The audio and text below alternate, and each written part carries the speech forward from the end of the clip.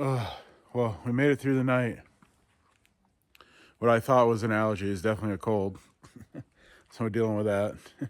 Hate traveling, public travel. That always happens. We did not wet out. It rained hard last night, really hard. Some thunderstorms. We did really good. We're picking up now. We have the use of this shelter here behind us, so I'm carrying all my stuff into the shelter. This gazebo thing, and sorting everything out there. And then so this has been huge, so much help to us. And yeah, but our tent was nice and dry. I mean, we got a little bit of water in, but very minor, very, very minor. It rained hard. Hey everyone. Hi. Hello. Day 2 of the AT. We stayed here last night. Our tent sites were right over in here where we tented. And there's privies right there. And the ladies were having technical difficulties. We've been having technical difficulties all morning. Hey. So if I was to give anyone advice after 2 days on the trail, of all the training I did, the one training I never did was like packing and repacking my pack and playing around with trying to pack your pack while you're sitting on the ground, it's raining outside. That we were blessed and didn't have to do because of this gazebo thing. This morning I got up and just carried it all to the gazebo, and we all did the repacking and sorting, and also trained to like switch out to rain gear. So the irony to all this is we've been fiddling with our rain gear now, what, for an hour, trying to get it all sorted and situated and figuring it out, and the sun's out. But where we're headed is pretty still overcast, so I think we're going to get some wind and not a lot of sun. Until it clears off, we're going with our rain gear. We got it all on. But I got waterproof socks on. Jen's running waterproof socks, right? Yeah. I'm not. Make sure your stuff is organized in your tent before you go to bed. Have little piles and packets, because it does make it easier to, if you hide the pack in your tent, it does make it easier. Like I packed half my bag before I pulled stuff out to the gazebo. And then I pulled the little packets out because I was still waiting for my mat. Normally I wouldn't have the ability to dry my mat. I would have just rolled it up, stuck it in my bag. But this morning I had the ability to dry it, so I took the ability to dry it off so it's not all wet, my air mattress. And it was mostly wet from condensation and sweat. And it rained hard last night. Waterbed hard. Hard. All right, well, we're going to get to stepping. Thank you all for watching. Bye. See you later. Heading out. Hitting the trail. Stepping.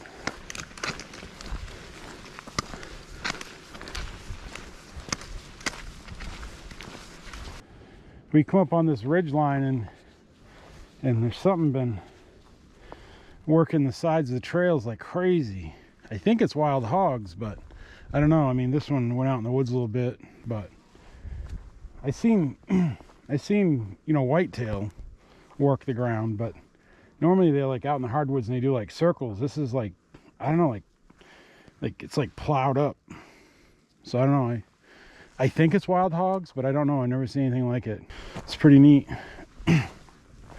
His hooves, whatever it is, has hooves. There's some prints in the mud and stuff. Some of them are pretty small, but it's all dug up. Like they were looking for grubs and worms and stuff after that heavy rain or something. I don't know. It's pretty crazy. Pretty neat. Something I've never seen before.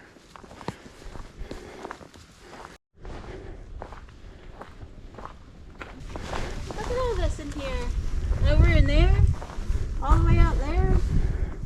They had a field day. Wow. Yeah, it's way out and back. Here you can see like snow. You can see holes that they dug right in here. Yeah. You can see hoof tracks. Yeah, it's crazy. It's really neat to us. We're like, Well, yeah, because we don't have wild hogs. we never seen anything like this. I mean, look at that. Look at that hole right there. I mean, I've never seen a whitetail dig that deep in the ground. They're usually looking for nuts and stuff. I don't know. And it's just all out through the woods. I'm assuming it was a lot of them, whatever it was. I mean, I can't imagine rototilling this much ground. It's a lot of work. It's really neat. Look at this, and they left acorns. The hell were they after? Like, look at this. They like tore all in here, and there's still acorns and nuts here. Huh. That's crazy. Crazy, crazy. It's gonna be my trail name, Crazy. Go from stepping to crazy. Let's get to stepping. Get some miles behind it. Look out there, it's pretty huge. That's what I'm here in February to get all these views. I see them. I see them. They're incredible. Maybe I'll see that.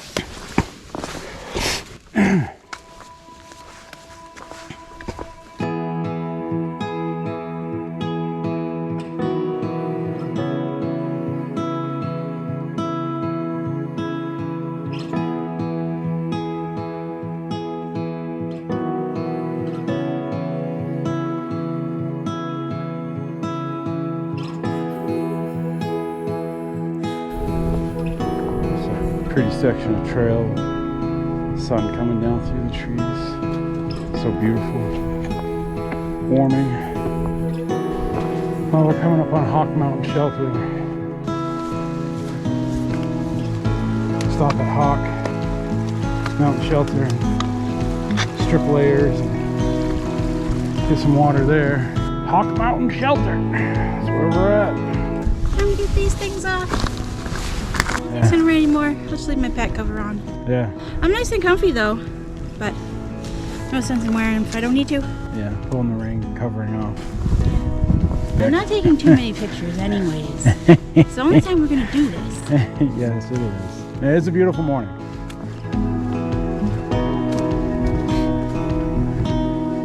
Very neat.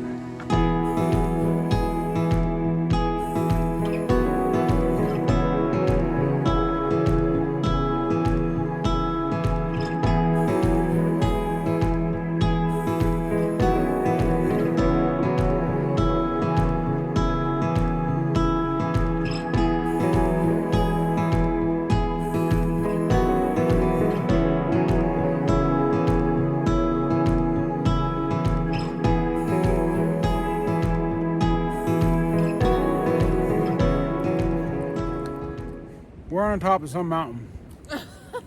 Headed to Sassafras. We got a ways to go. And I definitely do not have trail hunger or whatever you call it, hiker hunger yet. But I can tell you, I am hungry, like all the time. And I thought the ladies packed too much food. But as much as I'm hammering through this food, I'm happy they packed what they packed. 'Cause I am hungry all the time. Aren't I? Yes. I'm eating them out of house and home. It's nuts. And this has nuts in it.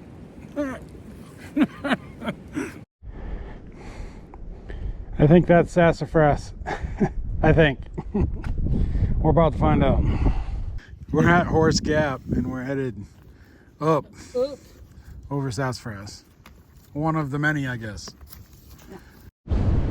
Going up Sassafras.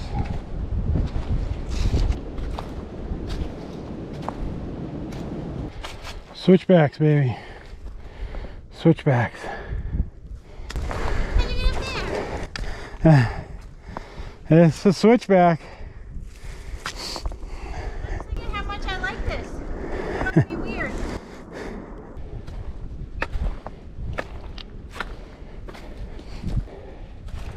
Step, step, step. Keep on stepping. The switchbacks are nice, but this is still steep. There's a view right now to my right. It's absolutely breathtaking, but I hope there's a spot to sit and take in the view. We're getting there. I don't know if we're at the summit yet, but we're getting close, I think. You can really see out across there.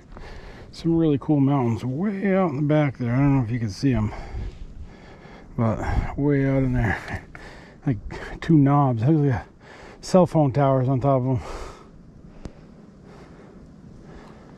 It's crazy beautiful. Just a beautiful day. Oh boy, this is a perfect spot to take a break. Yeah, buddy. I didn't bother to put my sit pad down. Break time. Woo.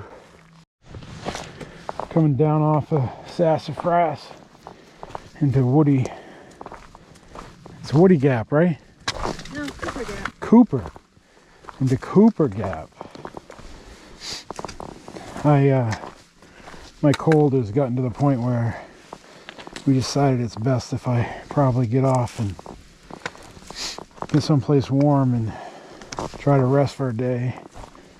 So we got a shuttle driver coming to get us and take us into Dahlonega, which seems like a long ways away, but I guess it's the closest town, so I can rest and get over this cold, or at least get some recovery going on.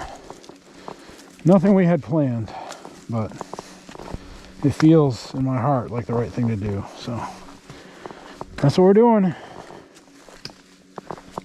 I made it to Cooper Gap, and we're gonna get a shuttle into town, and I'm very happy for this decision. The ladies encouraged me to do it,